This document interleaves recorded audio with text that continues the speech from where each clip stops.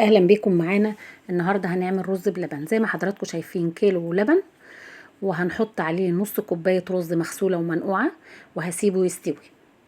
بعد كده لما يستوي معايا هجيب كوبايه حليب وعليهم 3 معالق نشا كبار وشويه فانيليا زي ما حضراتكم شايفين. ما تنسوناش في اللايك والشير والاشتراك. ما عندكش فانيليا من دي حطي ظرف فانيليا او فانيليا سايله زي ما تحبي. وبحط النشا تستوي، وبعد النشا ما بتستوي بروح نازله عليها ب4 معالق سكر كبار وبدوب السكر. انا بحط السكر في الاخر علشان لما اجي اقطع معلقه الرز بلبن ما تنزليش ميه.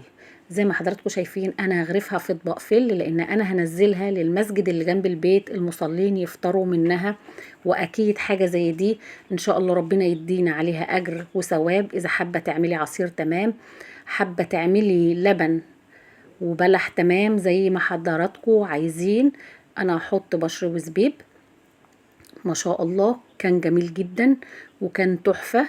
ما تنسوناش في اللايك والشير والاشتراك. اشوفكم على خير ان شاء الله.